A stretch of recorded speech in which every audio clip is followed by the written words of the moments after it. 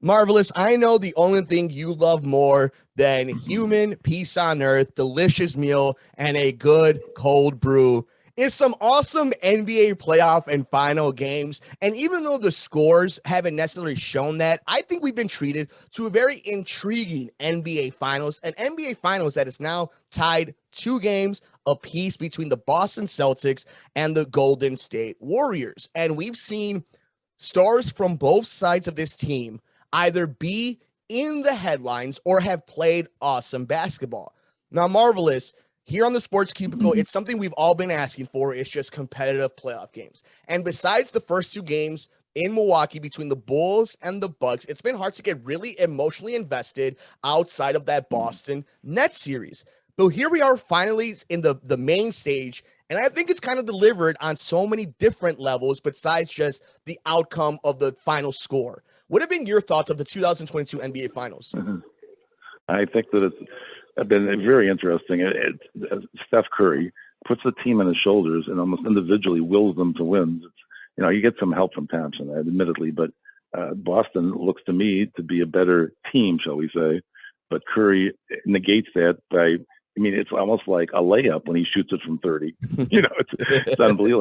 Like there's a magnet or something. The only thing that I don't like is it's the best 2 of 3 with 2 of the games left in San Francisco, but they have 15 hours in the area to go.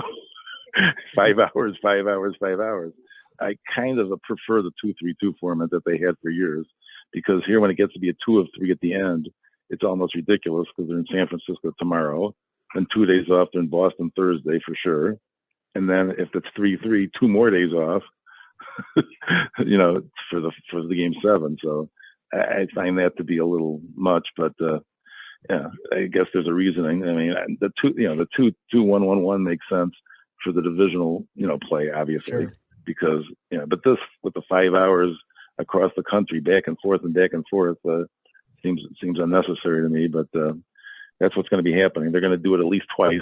They're in San Francisco now for Monday, and then Thursday for sure in Boston, and then possibly a week from today would be Game 7. So we'll see how it goes. But I like Golden State to go up 3-2 tomorrow, and then I expect a Game 7. Honestly, I think they'll each win at home, and then a nice Game 7 a week from tonight.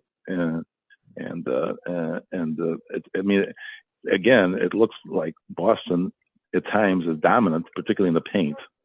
And they have, size advantage, it appears to me, and they've been getting shooting, and even Horford hit some threes, which is surprising to me because that's not his specialty. And Tatum's doing what he does, but the Golden State, particularly Curry, has willed his team to victory a couple times when they were, down 1-0, down 2-1, and now they have a chance to go up 3-2 tomorrow, and I expect with the home crowd behind them that they will do so. We talk about it in fighting how matchups and styles make fights. And I think this is what this series really is. You mentioned the size discrepancy. The Boston Celtics are so much bigger than the Golden State Warriors. The Golden State Warriors are so much quicker, and their ball release, and it's just a dynamic between these two teams in this series that has really played itself out in every single one of these games. When Boston has it all rolling, Jason Tatum is playing defense and they're hitting their shots, they're really tough to beat because they are a very complete team. Golden State is almost impossible to beat if Steph Curry and the Warriors are hitting their threes. And that's what makes this series so fascinating, because it's 2 different ways of getting to the end game. But most importantly, these are 2 teams that were built within themselves. These were 2 teams that were built off of taking opportunities and flipping players, drafting the right guys, and putting the right system around each player. And I think this game coming up, whoever takes this Game 5, it's going to be so important, especially if Golden State wins it. Because the way Golden State beats you is this avalanche of attack from the 3-point line and just running up and down the court. And it's going to be tough for Boston, 2 straight games, traveling the country to play top-notch defense, hit all their shots, and contain Steph Curry, who's having the best finals of his life. And that's saying something from a man who's been in the finals so many different times. But if Boston wins this Game 5, I mentioned this question to you last week on the Sports Cubicle, and I brought it to our amazing audience here on the Sports Cubicle on Twitter at Sports Cubicle TV. what would be the point where you jump off the ship for each one of these teams? I mentioned to you, if Boston goes up 3-1, are you done with Golden State? If Golden State goes up 3-1, are you done with Boston? This is game. I know it's easy to say because it's a 3-game series now, but if Golden State wins game 5, I find it really hard for Boston to win 2 straight games without Golden State playing one of their better games in one of those 2. I think that's the fascinating thing about this is if Golden State wins game 5, I think the series is over. But if Boston does, I don't think that you could just give them the NBA Finals Larry O'Brien trophy. What do you think about that? Like jumping off the ship? Are we at that point now? Yeah, well, see, that's the way it is. In many of these games, Boston has a tremendous lead. They get off to a quick start and double-digit, even up to 20 or more point leads, and it doesn't seem like it's a sure thing. and that would be the sort of the feeling if they're 3-2. It's not a sure thing because Golden State's so explosive, and they, like you say, they move the ball so well, and they when they're hot from 3 points. I mean, if they don't make their 3-point shots, it's history. If Curry somehow is off his game, it's history for them because they're not going to compete down low. No way. So if Boston, I'm sure Boston's going to try to use whatever strengths they have, exploit the other team's weakness, and do what they can. But it just seems like this is Golden State's year to me. I just have that feeling. I picked Boston before the playoffs started because they were the hottest team in the Eastern Conference. They're one of the hottest teams after the All-Star break. This is such a pivotal game 5, one of the most pivotal game 5s we've seen in the finals. And again, that's saying something for how important game 5s are to any series. I think Boston still wins this, but it all comes down to Monday night. If Boston finds a way to steal Monday night, then I think they're playing with house money because now the Golden State Warriors have, as dumb as it is, and we mention this every time we talk about this finals, that this dynasty and Steph Curry are going to get negative points if they lose this series. So being down after game 5, it's going to be fascinating to see what Draymond Green does. How does Jordan Poole react? What about Andrew Wiggins? How does Steve Kerr coach this team? Because I think Boston, say what you will, they don't mind getting dirty. They don't mind things getting a little, backs behind the wall kind of thing. So I'm fascinated to see that. The Marvelous One, I'll put your feet to the fire on this one. Knowing game 5 is on Monday, maybe by the time we're back here on the Sports Cubicle next week, we might be on a game 7. But if you had to put the mortgage on the line, we're in Vegas, the mortgage is on the line. Who walks away with the NBA Finals in this now best of 3? Well, like I said before, I just feel it's Golden State's year, and it because of the fact anytime they fall behind, it's not over. But if Boston were to fall behind in a game, I think that it's over. That's just the way it looks to me. The feel of it, it's the way the tempo goes and everything. So the way it is now, being totally even. I mean, under the old format, it would be a whole different story if they were playing Game 5 in Boston. I would, I'd have a different feeling. But with going back and forth, and with Golden State having the 2 games left out of the 3, I just feel like they're gonna. Poole could get hot. He did a great job when Curry was out. And Wiggins actually is rebounding way above his size. So, it's a possibility that Boston will win it because they're a very good team. But I just feel that it's Golden State's year somehow or another. Feeling.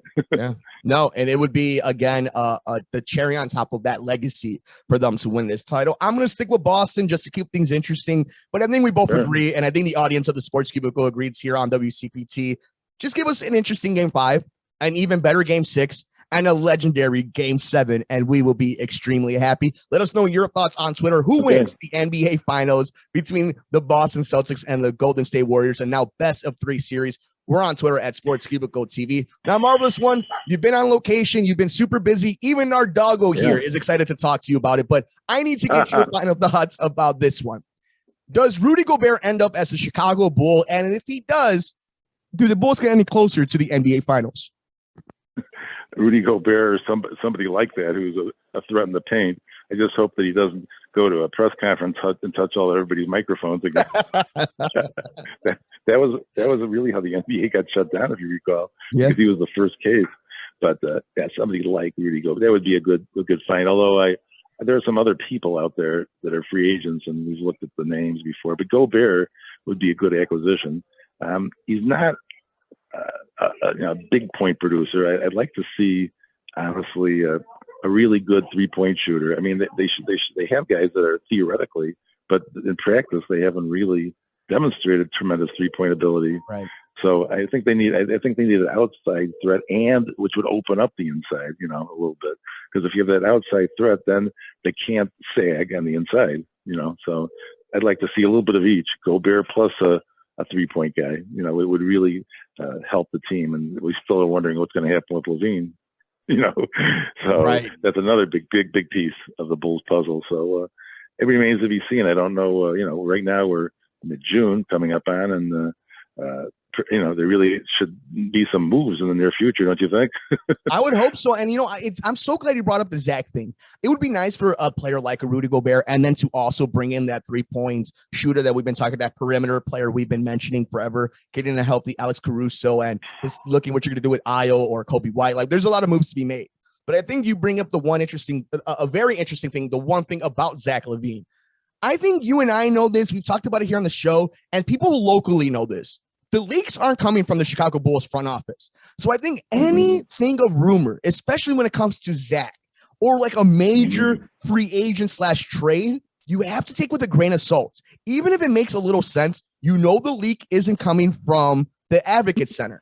So I think that's going to be really fascinating for us to learn over the next few years what is true, what isn't, and how can we put the dots and connect them. And I think right now we just don't know. Because they're the same team that did a crazy move by bringing in Nikola Vucevic. They brought in Alex Caruso. They brought in DeMar. Like, this is a team that thinks outside the box, is aggressive, but doesn't have any leaks. You got it. But with that, absolutely. It's going to be fun, Marvelous One, and it's going to be interesting to see somebody like you with the coach's eye and the scouting eye, kind of keeping your eye to see what Arturas Korchovas and Mark Eversley do. But more importantly, we want to know what you think. The great audience of the Sports Cubicle, what AK and Mark Eversley are going to do. Let us know. We're on Twitter at Sports Cubicle TV. He's the Marvelous One. He's the man, the myth, the legend from location. He's Dan Marver. It's Devin Tingle. It's Paul Chivari. I'm Mike Mercado. You're tuned into the Sports Cubicle here on WCPT 820 AM.